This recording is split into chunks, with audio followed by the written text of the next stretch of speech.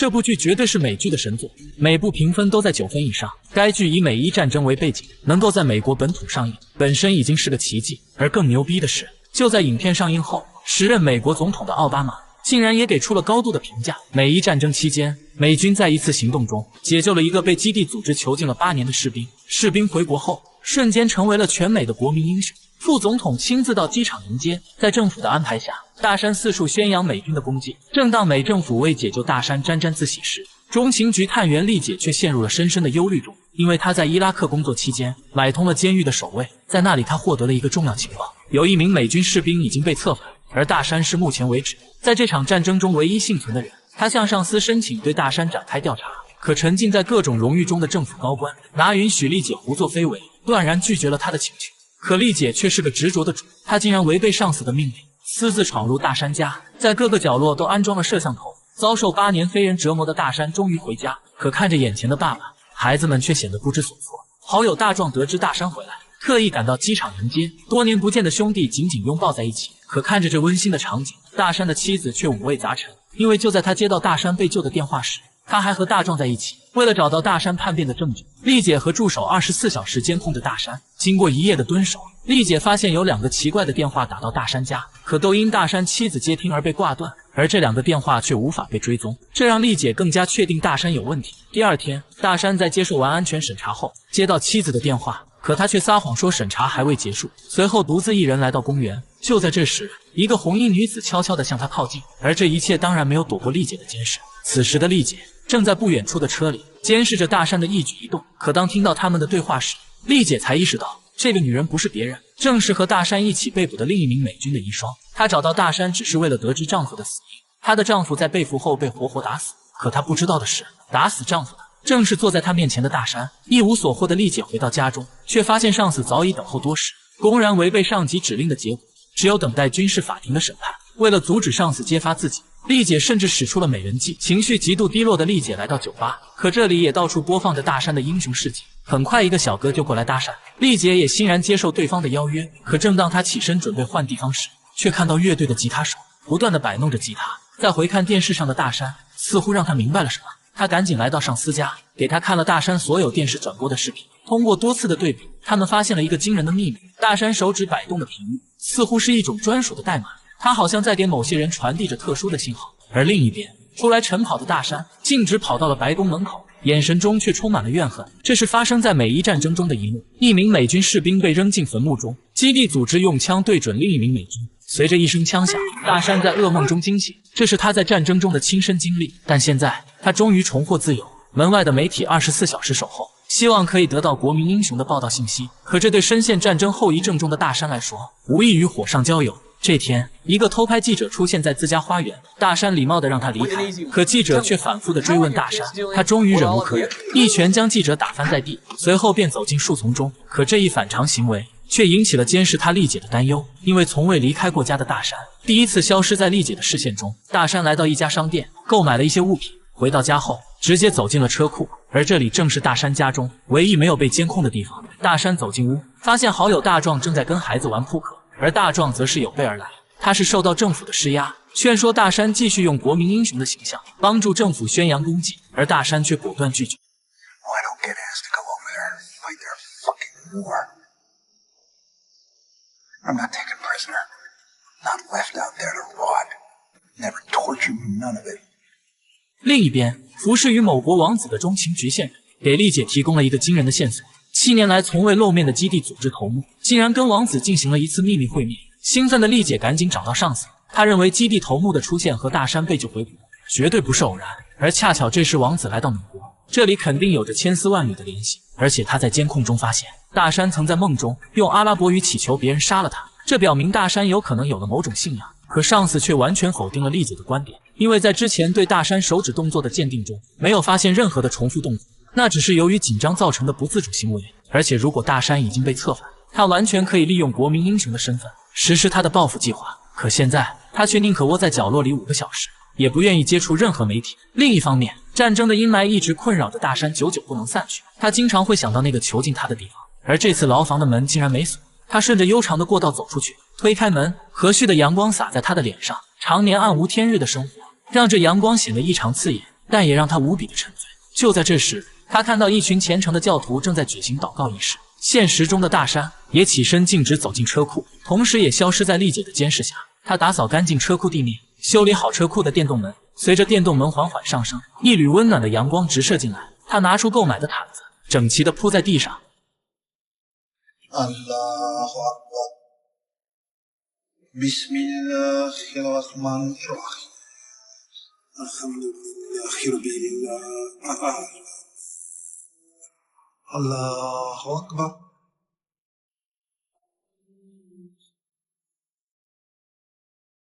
随后，他竟然穿着整齐的军装，首次主动出现在媒体面前。看到眼前的情景，丽姐赶紧给上司打电话，脸上的激动溢于言表。这对夫妻绝对是超级富豪，竟然在美伊战争期间全款豪购一套别墅。可紧接着，他们就被中情局盯上，因为就在几天前，中情局线人在执行任务中被意外杀害，而某国王子赠送他的珍贵项链也随之消失。紧接着，项链出现在地下钱庄，中情局认为这是王子资助恐怖分子转移资金的一种方式。他们通过调查得知，购房男子是一名大学教授，妻子则是一名富家女，但在进一步取证中却未发现任何异常。另一边，从中东战场回归的英雄大山游走于各个部队，频繁出现在各大媒体，为新兵们做着慷慨激昂的演讲，而目的则是帮助政府把这群新兵蛋子一批批的送到前线。大山瞬间又成了炙手可热的明星，政府也对大山的表现十分满意。为了避免产生误会，上司让丽姐解除对大山的监视，丽姐只好趁大山家没人，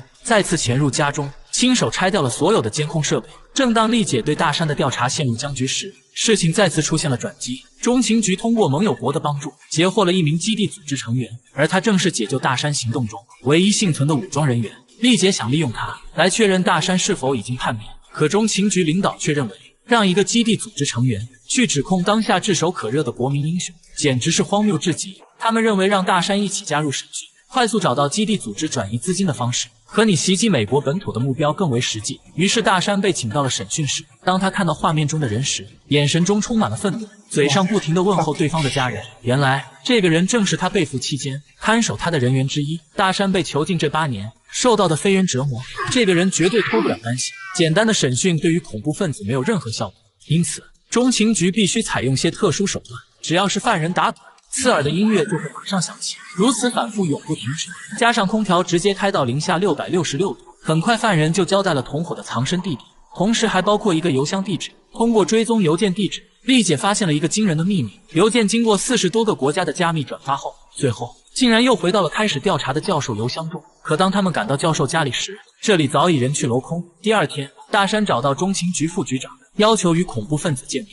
副局长本想拒绝，但大山却给了他一个无法拒绝的理由。作为一个国家英雄，在战争中饱受创伤，他必须直面曾经虐待自己的仇人，以消除那8年囚徒生活对他精神和身体的双重打击。他们来到审讯室，当恐怖分子看到大山时，脸上的表情瞬间凝固。仇人见面分外眼红，大山直接揪起仇人摔在地上，安保赶紧上前阻止。看着激动的大山，中情局领导只好结束这场探视。可就在大山离开后不久，恐怖分子竟然在审讯室自杀，工具则是一个剃须刀片。对于这种级别的犯人，关押前搜身低于50次都属于重大工作失误，他根本不可能把刀片带进审讯室，唯一的可能就是有人把刀片给他。得到消息的丽姐赶紧找到上司，反复查看大山进入审讯室的监控，可他们扭打的地方却正好在监控死角，没有任何证据证明大山提供了刀片，丽姐只好无功而返。可就在她离开后，上司却看着犯人的尸体，嘴里念念有词，似乎在说着某种祷告词。为了找出给他提供凶器的人，所有与他接触的人都要进行测谎，而大山则是嫌疑最大的一个，因为丽姐始终认为他已经被基地组织策反，但碍于大山国民英雄的身份，政府不可能允许他这么做。恰好大山卷入了这次事件中，这可是千载难逢的好机会。丽姐紧紧地盯着屏幕，可让她意外的是，前面的测试大山竟然都顺利通过，仪器上没有任何的波动。不甘心的丽姐竟然让测试员询问大山是否背叛过自己的妻子，大山给出了否定的回答，测谎仪仍显示正常。这彻底惊呆了丽姐，因为就在昨天，她还和大山打了一夜的扑克，大山明显是在撒谎。但有史以来，没人能躲过中情局测谎仪的检测。他到底经历了什么，让他的内心变得如此强大？测试结束后，大山找到丽姐，二人来到酒吧，同样有着中东经历的两人，跟昨天一样，再次找到了共同语言。酒过3巡，菜过5味后，他们再次来到丽姐家。可就在第二天起床时，丽姐却无意中说出了大山最爱喝的茶。大山突然明白，丽姐一直在监视着自己。正经历着婚姻危机的大山，本以为找到了红颜知己，却没想到丽姐是另有目的。为了洗清嫌疑，大山答应解开丽姐心中所有的疑惑。可丽姐的第一个提问，就让大山十分意外。Who's Isa？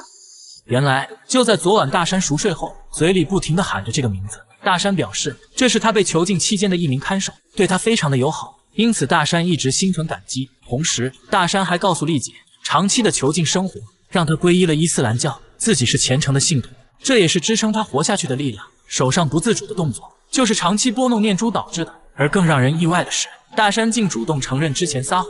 他在被俘期间曾经见到过基地组织头目，因为他的出现让大山的生活变得舒适，因此大山一直很感激他。但大山坚决否认自己被策反。就在这时，丽姐再次提出了一个尖锐的问题：为什么他被解救，而战友沃克却被杀害？大山也终于说出了这个让他愧疚的真相。在基地组织的逼迫下，是他亲手打死了沃克。虽然大山坦诚不公，可丽姐坚定认为他的情报准确无误，肯定有人被策反。看到丽姐怀疑的眼神，大山知道她始终无法得到信任，随即便转身离开。可就在这时，丽姐接到上司的电话，内容却让丽姐目瞪口呆。原来就在昨天，中情局成功抓获了之前逃跑的教授妻子。在他的指认下，中情局已经掌握了被策反士兵的信息，而这个人竟然是被大山亲手打死的沃克。他根本没有死，而且早已偷偷返回美国。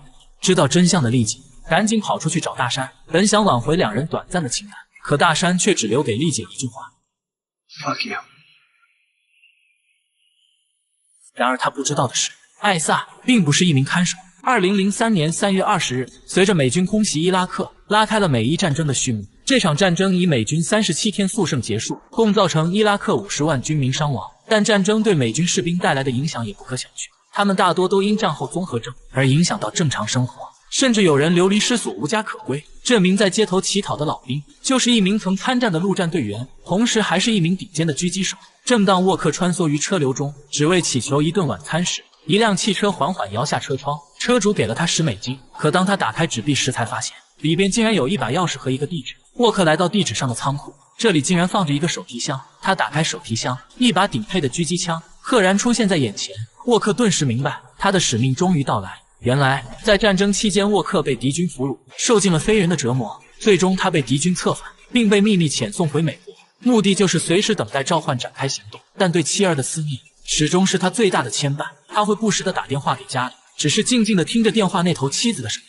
然而这天却出现了意外，中情局早就监听了家里的电话，通过追踪，中情局很快锁定了沃克。意识到危险的沃克赶紧逃跑，他闯进一家清真寺，抓捕队也紧随其后。可刚一进门，2名不明身份人员便出现，抓捕队果断开枪击毙2人，可这却让他们惹了不小的麻烦。原来这2人只是做成败的普通百姓。第二天，示威群众就堵满了整条街。通过沃克逃跑的路线，丽姐判断他对这里一定很熟悉。他们找到教主，希望得到线索，可教主对于信徒被无辜射杀耿耿于怀，根本不愿意配合。就在丽姐离开后不久，教主夫人却打来电话，胳膊始终拧不过大鼓。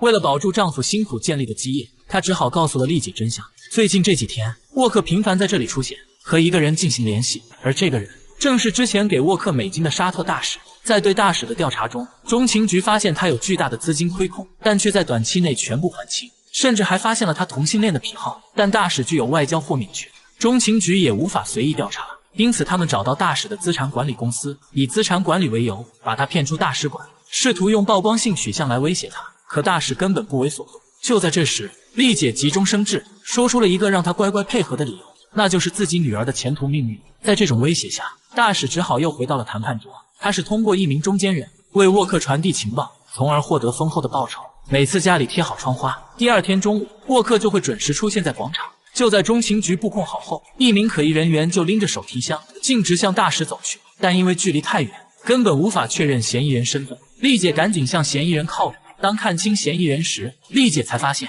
这并不是沃克，而广场边的楼里，沃克正紧紧地盯着大使，按下了手中的引爆器。随着一声巨响，广场顿时陷入一片恐慌。另一边，刚从超市出来的大山却被打晕。等他再次醒来时，发现自己躺在一间屋子里，边上还放着一个电视屏幕。不久后，基地组织头目竟然出现在屏幕中，他们聊起了之前的过往。美伊战争以美国压倒性胜利告终，美军以139人阵亡的代价造成了伊拉克50万军民的伤亡。但战后美国在伊驻军期间，却遭到了当地武装组织的疯狂反扑。几年内，美军死亡人数骤增到9272人，更是有大量的美军被武装组织俘获。这名被俘的美军士兵已经被关在这里整整5年，与世隔绝的生活让他的精神几近崩溃。而就在这天，他的命运却出现了转机。当头套被摘下时，一个眼镜男站在他面前，而他就是基地组织的头目阿布。惶恐的大山赶紧起身下床，阿布拿着一把刀，径直走向大山，紧接着割断了绑在他手上的绳索，慢慢的打开浴室门。浴缸中热气腾腾，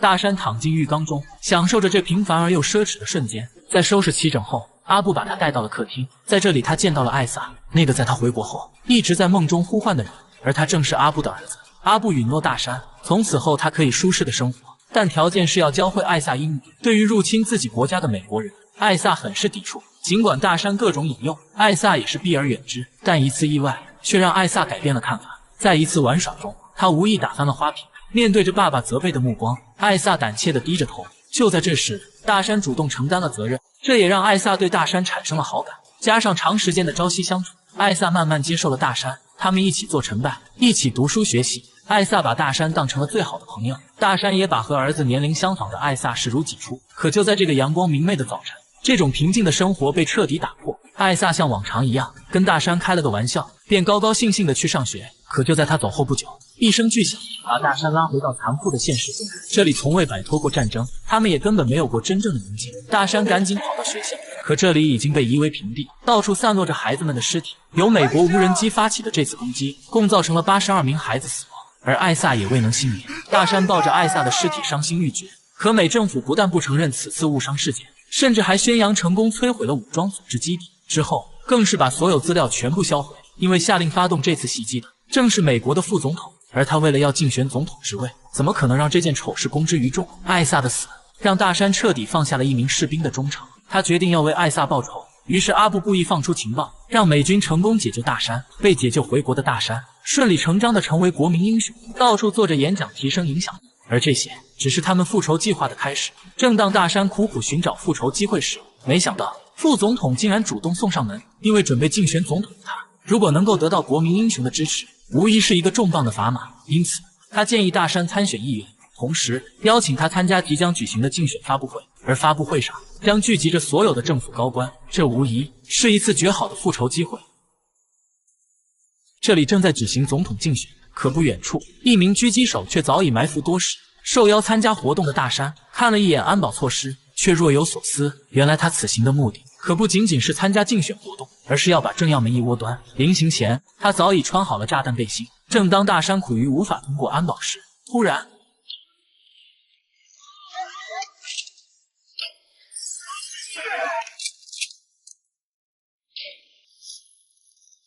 慌乱中，安保人员赶紧护送正要进入大楼，根本顾不得报警器的声音。大山也成功躲过安保。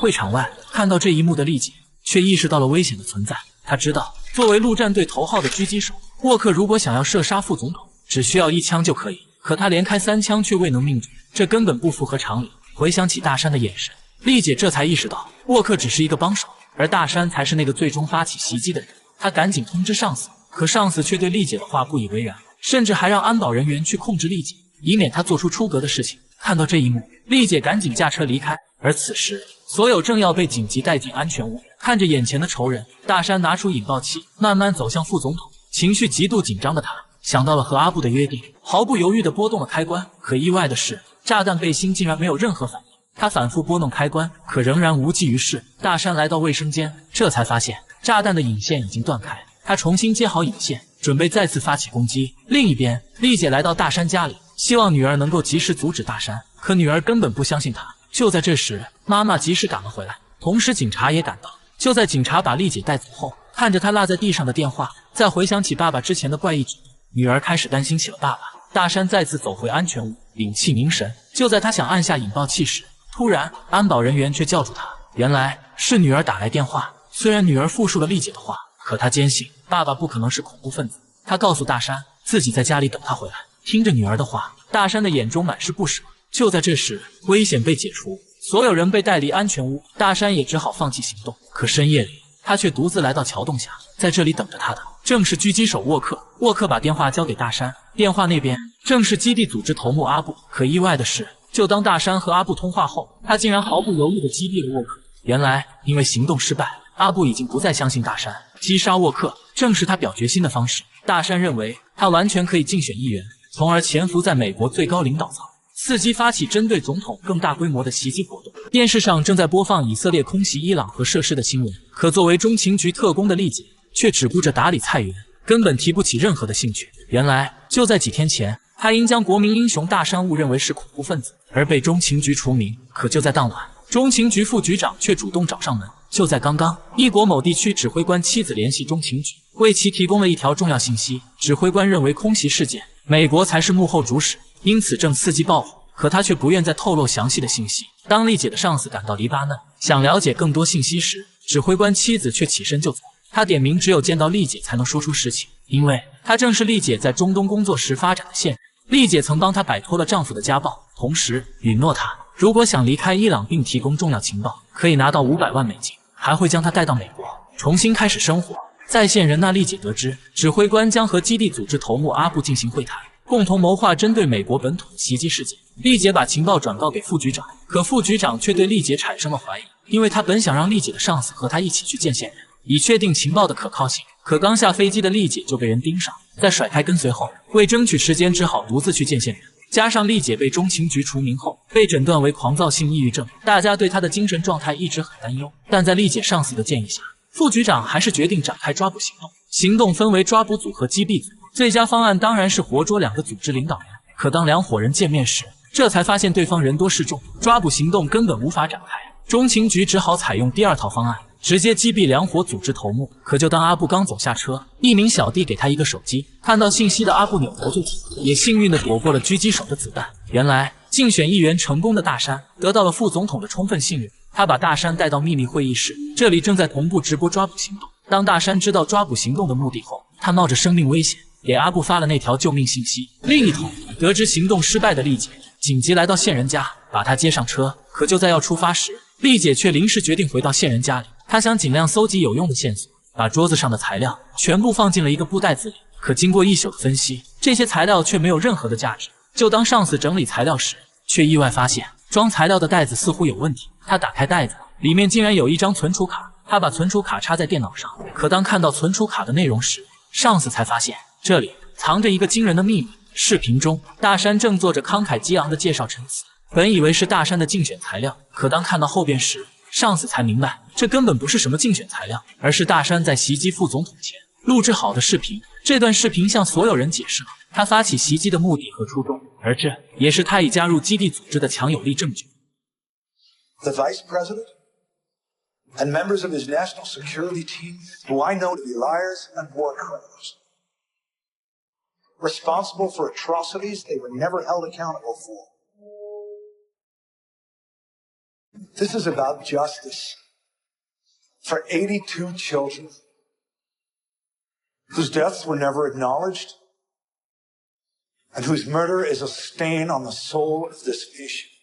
这个女人看着桌上的安眠药，她决定在今晚结束这操蛋的人生。被单位开除，被认定为精神病，甚至心爱的人亲手把她送进精神病院。身边人的不信任让她彻底失去了活下去的勇气。她拿起药片，大口大口地吃下去。可就在这时，一阵急促的敲门声却彻底挽救了她的人生。中情局上司找到丽姐，给了她一个足以改变命运的证据。通过大山的视频，丽姐这才意识到，她之前判断大山是恐怖分子是完全正确的。这终于让她打开心结，也让她再次恢复信心。得知真相的副局长亲自向丽姐道歉，同时决定逮捕大山。可丽姐的上司却提议应该放长线钓大鱼，从而破坏基地组织袭击美国本土的计划。于是一个秘密调查小组成立了，大山再次被24小时监控。为了掌控全局，副局长指派一名负责人主管这项工作。通过对大山的监视，在夜晚的酒吧里，大山似乎有了异样的举动。他反复拿起电话，却又犹豫不决。正当大家都认为他要联系接头人的时候，丽姐的电话却突然响起。原来在秘密小组刚成立后，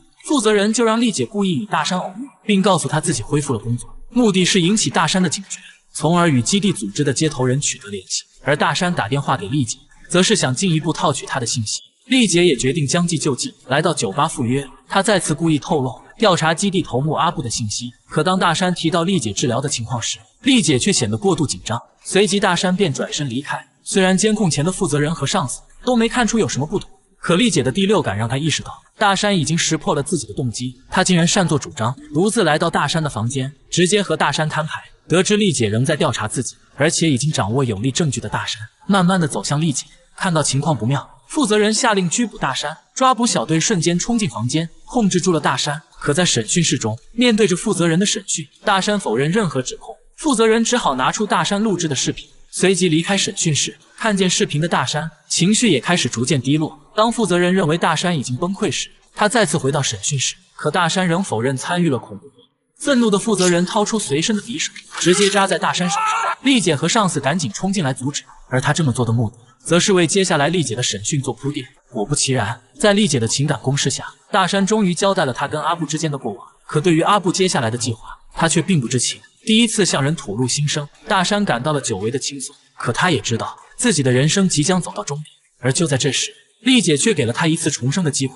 如果他能配合中情局捣毁阿布的袭击计划，他将获得豁免权。大山也就此开启了双面间谍的人生。被中情局成功招募的大山，故意向基地组织联络人透露了掌握的重要信息。虽然大山之前误杀了基地组织成员，但这一重要信息的提供，让他们再次相信大山的忠诚，因此也让他参与了更为重要的袭击活动。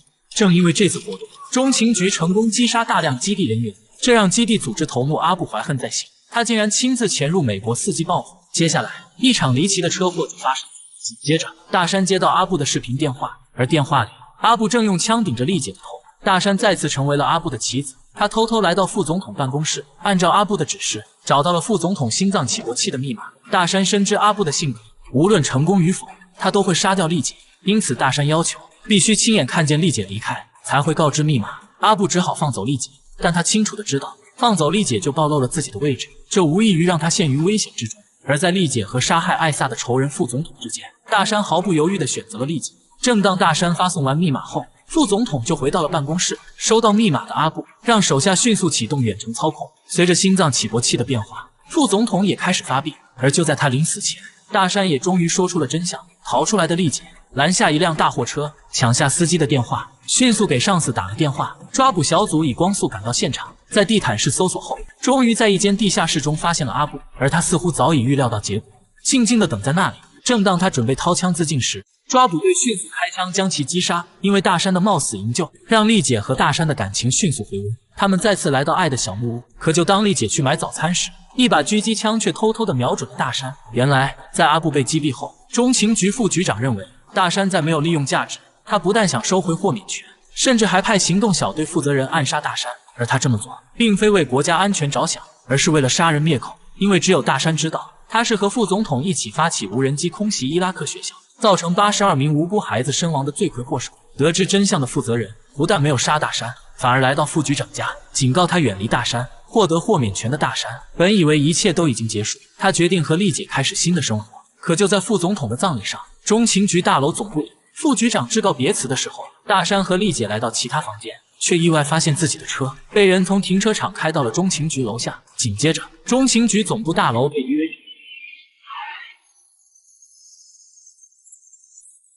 苏醒后的丽姐顿时怀疑起了大山。可就在这时，电视上开始播放之前大山刺杀副总统时的录像视频，基地组织也发布声明，承认为袭击事件负责。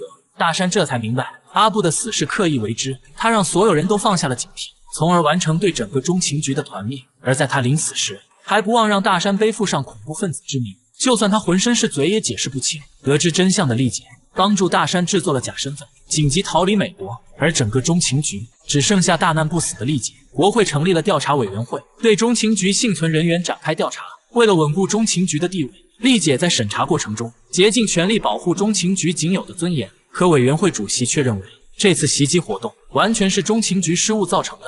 委员会认为，中情局在明知大山被策反的情况下，还选择与其合作，是造成这场事故的主要原因。同时补充了新鲜血液的中情局也在加快查找本次袭击的幕后主使。很快他们得知了此次行动是由伊朗情报部副部长发起的，同时也锁定了6名参与者。新同事建议丽姐的上司行使代理局长的权利，对6人展开行动。可他却认为6人分处世界3大洲不同的地方，同时展开行动成功的几率很小。因此拒绝展开行动。可接下来的事却让他改变了主意。调查委员会在审查后提出了解散中情局的建议，这让中情局面临着建制以来最大的威胁。他们必须做出些成绩，替中情局挽回颜面，从而稳固中情局的地位。于是戴局长决定展开对6名参与者的击杀行动。在周密的部署下，6名参与袭击的人员被成功击杀，中情局总算打了一次翻身仗。戴局长向审查委员会汇报胜利消息，但意外的是，他竟然把丽姐曾有精神病史的事公之于众。很显然，他要把中情局遭袭的责任扣在丽